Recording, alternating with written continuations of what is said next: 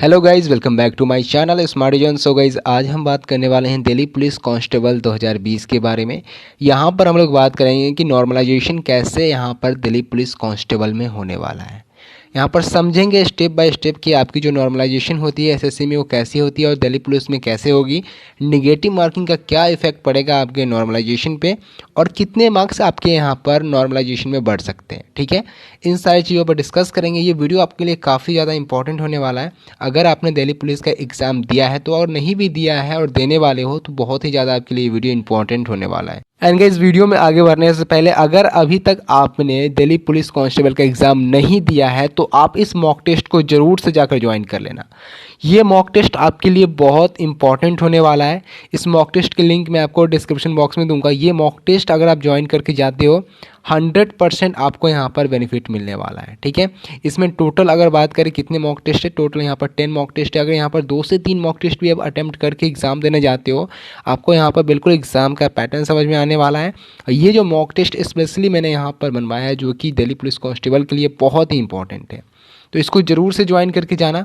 ठीक है, ये मेरे ऐप पर आपको मिलेगा, मैं आपको लिंक दूंगा इस मॉक टेस्ट का। आप वहाँ से भी डायरेक्टली ज्वाइन कर सकते हो या मेरे ऐप को डाउनलोड करके भी कर सकते हो। मेरे ऐप का नाम है स्मार्ट जॉन, जो कि 700 डाउनलोड के करीब पहुँच चुका है। सिर्फ 1 मंथ के अंदर 700 डाउनलोड्स हो चुके हैं। तो थैंक यू सो मच जिन्होंने भी ऐप को डाउनलोड करा है। ऑब्वियसली आपको वहाँ पर बेनिफिट मिला होगा, तो ऐप को आप डाउनलोड कर सकते हो। इसके लिंक मैं आपको डिस्क्रिप्शन में दे दूँगा और इस मॉक टेस्ट के लिंक भी आपको मैं डिस्क्रिप्शन बॉक्स में दे दूँगा। ठीक है, तो वहाँ पर जाकर आप इसको ज्वाइन कर सकते हो। सो गाइस, अब वीडियो में आगे बढ़ते हैं, बात करते हैं नॉर्मलाइजेशन के बारे में। सो फर्स्ट क्वेश्चन स्टूडेंट का ये होता है कि नॉर्मलाइजेशन हम लोग अप्लाई क्यों करते हैं। देखो, जब भी आपका मल्टीपल शिफ्ट में एग्जाम होता है, यानी कि आपका 27 से लेकर 11 के बीच एग्जाम है। ठीक है, मान के चलो कि एग्जाम है 27 से लेकर 11 के बीच में, तो वहाँ पर आपका मल्टीपल शिफ्ट में होगा। एक दिन में 3 शिफ्ट में एग्जाम होता है, फिर अगले दिन 3 शिफ्ट में एग्जाम होगा। तो वहाँ पर क्या होता है कि लेवल ऑफ एग्जाम चेंज होते रहता है। ठीक है, मान लो कि अगर किसी दिन पेपर हार्ड आया तो किसी दिन मॉडरेट लेवल का आ गया, ये होता है हमेशा। ठीक है, हर एक एग्ज़ाम में होता है कि कभी भी पेपर लेवल आपको सेम नहीं मिलेगा। कभी मॉडरेट आ जाता है तो कभी हार्ड आ जाता है तो कभी इजी आ जाता है। तो ऐसा क्या होता है कि जो हार्ड शिफ्ट में स्टूडेंट बैठते हैं उनके साथ तो थोड़ा सा यहाँ पर नाइंसाफ़ी हो गया, क्योंकि क्वेश्चन हार्ड आ गया। उनकी प्रिपरेशन तो सही थी लेकिन क्वेश्चन क्या हुआ, हार्ड आ गया, जिसकी वजह से उनका मार्क्स क्या होता है, कम जाता है। तो उन सभी को मार्क्स को इक्वल करने के लिए, ईजी मॉडरेट हार्ड सभी के मार्क्स को इक्वल करने के लिए हम लोग क्या करते हैं, नॉर्मलाइजेशन का फॉर्मूला अप्लाई करते हैं। ठीक है, एसएससी क्या करता है कि नॉर्मलाइजेशन का फॉर्मूला अप्लाई करता है। तो इसका फॉर्मूला अगर आप देखोगे तो काफ़ी कन्फ्यूजिंग है। ठीक है, उतना अगर आप समझने जाओगे तो आप जो एग्ज़ाम में पढ़े हो एग्ज़ाम के लिए वो भूल जाओगे। तो यहाँ पर मैं आपको एक तरीका बताने वाला हूँ। काम दोनों का सेम है लेकिन तरीका मैं अलग बताऊंगा आपको, जिससे यहाँ पर आपको ये पता चलेगा कि नॉर्मलाइजेशन कैसे होता है, कैसे किसी का मार्क्स इंक्रीज़ हो जाता है। ऐसा भी होता है कि आपने मान लो शिफ्ट 1 में एग्ज़ाम दिया, आपके दोस्त शिफ्ट 2 में एग्ज़ाम दिए, उन्होंने 50 स्कोर करा और आपने 60 स्कोर करा। ठीक है, तो आपका स्कोर घट के कभी कभी हो जाता है 55 और जिन्होंने यहाँ पर 50 करा उसका हो जाता है 60। तो ये कैसे हो जाता है ये भी यहाँ पर हम लोग बात करेंगे। तो स्टेप बाय स्टेप इस चीज़ को समझना। और बात करें अगर नेगेटिव मार्किंग की, नेगेटिव मार्किंग का इफेक्ट होता है या नहीं होता है नॉर्मलाइजेशन में, तो मैं आपको बता दूं कि नेगेटिव मार्किंग का कोई भी इफेक्ट नॉर्मलाइजेशन में नहीं होता है। ठीक है, अगर आप फॉर्मूला देखोगे एसएससी की तो उसमें कहीं भी ये नहीं लिखा हुआ है कि नॉर्मलाइजेशन पे यहाँ पर नेगेटिव मार्क जो है वो आपके नॉर्मलाइजेशन पे इफेक्ट पड़ेगा। ठीक है, वो कहीं भी नहीं लिखा हुआ, आप जाकर देख लो फॉर्मूला। तो नेगेटिव मार्किंग का कोई इफेक्ट आपके नॉर्मलाइजेशन पे नहीं होता है। ओके, ये चीज़ क्लियर है। तो हम लोग अब बात करते हैं कैसे यहाँ पर नॉर्मलाइजेशन होता है। सो गाइस, 3 शिफ्टों में आपकी दिल्ली पुलिस की एग्ज़ाम है। ठीक है, और आपका यहाँ पर टोटल 100 मार्क्स का एग्ज़ाम हो रहा है। ओके, तो अगर हम लोग यहाँ पर बात करें तो मान लो कि मैंने 4 स्टूडेंट का स्कोर कंसीडर किया। ये रैंडमली मैंने लिख दिया है, ऐसा नहीं कि किसी का स्कोर है, ये रैंडमली मैंने लिख दिया। मैं बस एग्जांपल के तौर पे आपको समझाना चाहता हूँ कि कैसे किसी शिफ्ट में स्कोर कम रहता है तो इंक्रीज़ होकर बढ़ जाता है, कैसे किसी का ज़्यादा रहता है तो कम जाता है। ठीक है, तो ये यहाँ पर 4 स्टूडेंट का मैंने एक स्कोर लिया। ठीक है, ये शिफ्ट 1 हो गया, शिफ्ट 2 हो गया, शिफ्ट 3 हो गया। तो ये 4 स्टूडेंट हैं। ठीक है, और यहाँ पर अलग अलग शिफ्टों में एग्ज़ाम हुआ है। शिफ्ट 2 में 4 स्टूडेंट एग्ज़ाम दिए, शिफ्ट 3 में 4 स्टूडेंट एग्ज़ाम दिया और शिफ्ट 1 में भी 4 स्टूडेंट ने एग्ज़ाम दिया। अब हम लोग यहाँ पर जानेंगे कि आपका एग्ज़ाम लेवल हार्ड था या इजी था।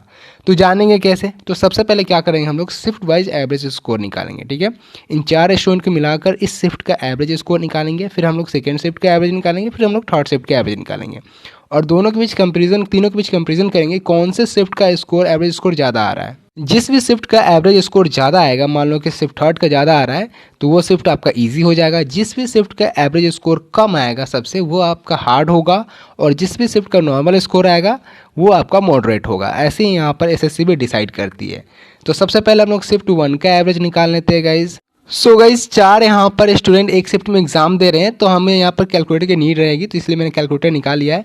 तो आपको क्या करना है, चारों स्टूडेंट के मार्क्स को जोड़कर 4 से डिवाइड करना है, तो आपका शिफ्ट 1 का एवरेज आ जाएगा। जैसे कि यहाँ पर क्या है, यहाँ पर देख सकते हो 50 है, प्लस आपका 60 है, प्लस आपका 45 है, ठीक है, प्लस आप यहाँ पर कितना है 70 स्कोर है, ठीक है, देख सकते हो। अब इतना आ रहा है, आप देख सकते हो 225 आ रहा है, ठीक है। अब इसको हम लोग डिवाइड करेंगे, 4 से डिवाइड करेंगे क्योंकि नंबर ऑफ स्टूडेंट कितने हैं यहाँ पर 4 हैं। तो 4 से डिवाइड करोगे तो यहाँ पर एवरेज स्कोर क्या आएगा आपका, शिफ्ट 1 का आ रहा है आपका 56.25, ठीक है। ये नोट कर लेना आप, मैंने भी नोट कर लिया है, आगे इसको यहाँ पर देखेंगे, ठीक है। इतना हो गया। अब बात करते हैं हम लोग शिफ्ट 2 का। तो शिफ्ट 2 का निकालना है तो सेम फॉर्मूला यहाँ पर अप्लाई होगा, सभी को प्लस करो और 4 से डिवाइड कर दो, ठीक है।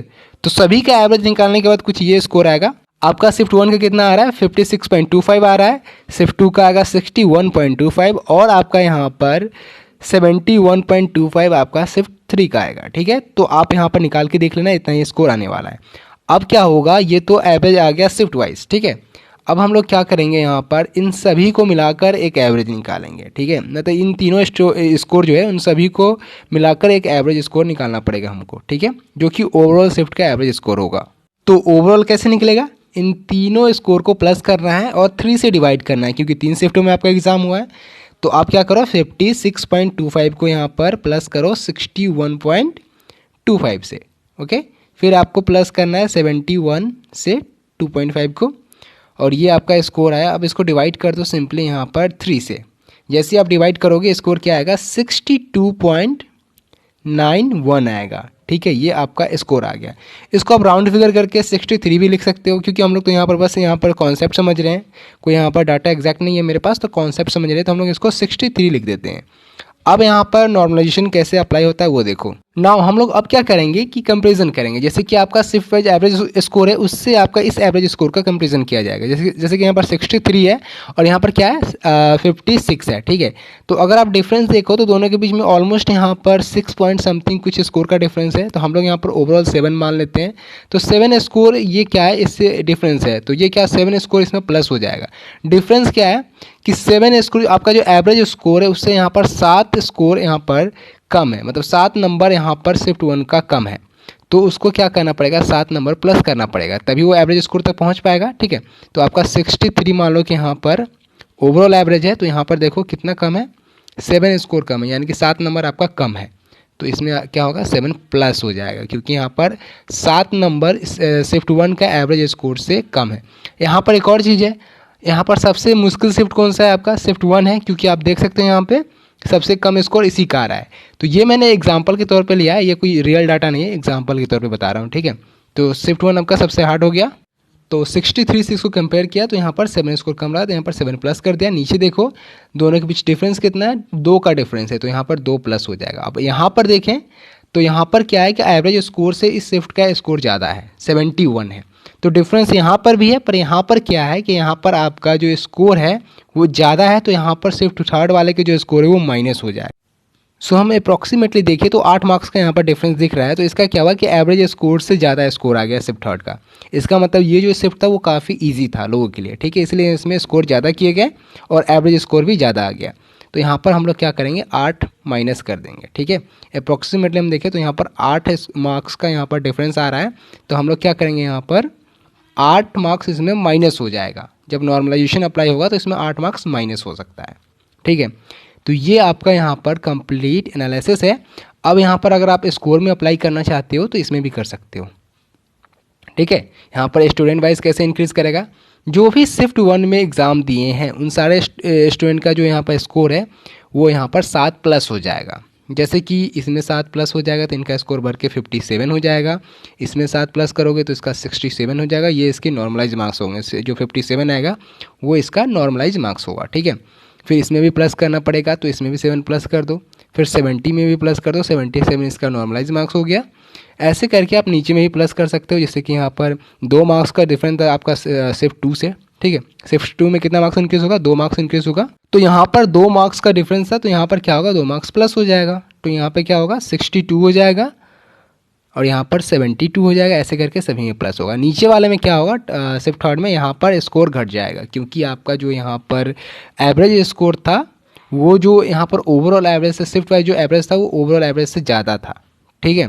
इसीलिए यहाँ पर क्या हुआ, स्कोर घट गया। तो यहाँ पर मान लो कि हम 8 माइनस कर देंगे, सॉरी प्लस लिख रहा हूँ मैं, 8 माइनस होगा, यहाँ पर भी 8 माइनस होगा, यहाँ पर भी 8 माइनस होगा। तो ऐसे इनके स्कोर क्या होंगे, डिक्रीज हो जाएंगे, ठीक है। तो इस तरह से नॉर्मलाइजेशन का फॉर्मूला अप्लाई होता है। तो मैंने जो तरीका बताया उसी तरीके से यहाँ पर नॉर्मलाइज मार्क्स यहाँ पर होता है आप सभी का। लेकिन यहाँ पर जो एसएससी का फॉर्मूला है वो काफ़ी डिफिकल्ट है, आप देखोगे तो उसमें समझ नहीं आएगा, क्योंकि काफ़ी ज़्यादा उसमें यहाँ पर कैलकुलेशन है, डिफिकल्ट है थोड़ा सा, ठीक है। तो उस चीज़ को आप समझने जाओगे तो जो आपने एग्ज़ाम के लिए पढ़ा है वो भी भूल जाओगे। तो सिंपल वे में इसी तरह से आपका नॉर्मलाइजेशन होता है। अब देख लो, अगर आपके मार्क्स आएंगे तो उसी तरह से यहाँ पर नॉर्मलाइज किए जाएंगे, ठीक है। अब बात करें कितने मार्क्स आपके इंक्रीज़ हो सकते हैं, तो एसएससी में काफ़ी ज़्यादा मार्क्स इंक्रीज़ होता है।